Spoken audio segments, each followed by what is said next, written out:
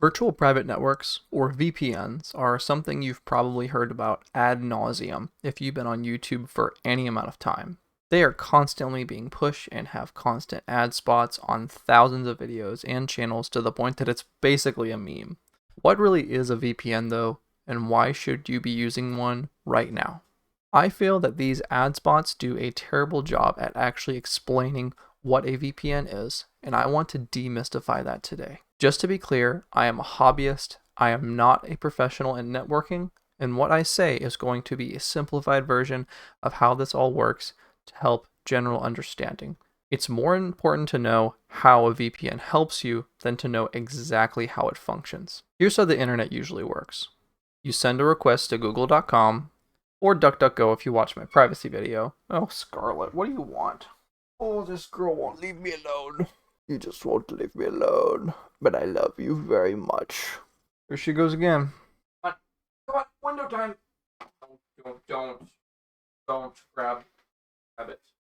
That's window. Here's how the internet usually works. You send a request to google.com or DuckDuckGo if you saw my privacy video. Your internet service provider sees that you're connecting to Google. Google sees your IP address, essentially your digital home address. Google uses that information to figure out who you are, where you are, what you might want, and what to show you. This is how they know what to show you when you Google restaurants near me, even if you don't have your GPS location on. So, what does a virtual private network or VPN even do? A VPN encrypts your internet traffic data before it leaves your device, reroutes it through a server somewhere else in the world, the location usually selected by the user, and then your ISP only sees that you're connected to a VPN. They cannot actually see what you're doing.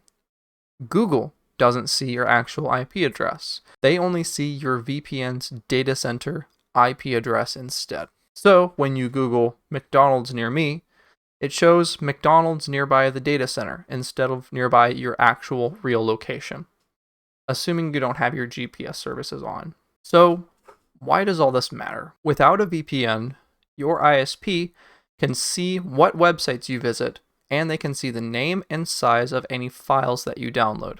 Let's say that you're viewing or downloading something without a VPN that is not legal or is restricted in your state or country. Your ISP may have a responsibility to report this behavior to governing authorities and prosecute you for doing so. A VPN will let you access restricted content anyway, such as movies, shows, adult content, or foreign websites. And your ISP cannot see that you're actually trying to access these sites, they just see that you're connected to a VPN. A VPN also helps mask your physical location from the sites that you are connected to, so they're less able to collect location, tracking, or advertising information on you just based on your IP address. So essentially, a VPN is used to protect yourself from your ISP, give you privacy from your government, and also give you unrestricted access to the internet. VPNs can also provide what's called net neutrality, which means that the same amount of bandwidth is provided for every website.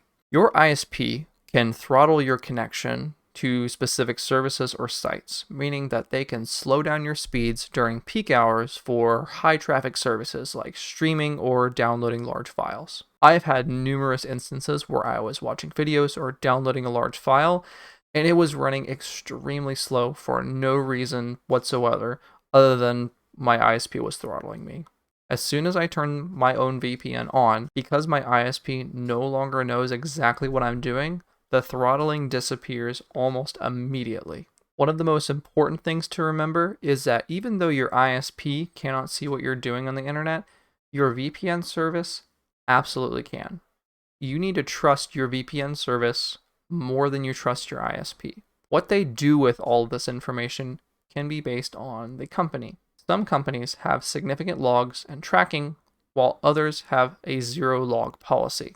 To be very clear, I am not sponsored by any VPN company or any company, period, for this video. And I feel that companies that heavily sponsor creators, especially VPN companies, are immediately red flags for me. If your service is good enough, then word of mouth will be enough to perpetuate your service. Now, my personal choice is Molbad VPN because it checks some of the most important boxes for me for my privacy. First off, It has a zero log policy that has been verified by federal investigation. There have been stories of other VPNs that have claimed on their privacy policies a zero log policy, but when an actual investigation happened, they gave away logs that they shouldn't have had in the first place, such as this news story with Pure VPN. In 2023, Mullvad VPN was subject to a search warrant from the Swedish police. Mullvad collects no logs, period.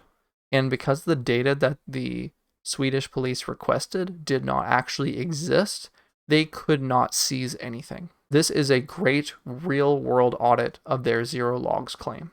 Next, look for VPNs that use RAM-based servers instead of disk-based servers. On RAM-based servers, all of the data is stored in memory instead of a more permanent storage solution like disks, SSDs, HDDs, etc. What that means for you is that when your VPN session is over, it almost immediately gets deleted and irreversibly overwritten. On a disk-based server, even if they delete the data might still physically exist somewhere on their servers and on the disks for a time before it gets deleted, and it could still be harvested with more advanced data retrieval methods. Mullvad has been using RAM servers exclusively since 2023 for all of their VPN deployments. Mullvad is also an activist in the privacy community. They recently aired an advertisement in the UK that criticized the UK's growing surveillance state.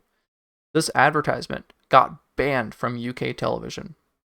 Mullvad then decided to buy nearly blank white advertising boards, and they projected their advertisement directly onto the buildings instead, which I think is super cool and badass of them to do. I'll put a video in the description so you can see that for yourself. Now, there are numerous other VPN services to choose from, like NordVPN, ProtonVPN, private internet access, etc. Some of these other services have issues, however, such as NordVPN having some minor data breaches in 2018, ProtonVPN using disk servers instead of RAM servers, and I absolutely do not recommend using any free VPN services.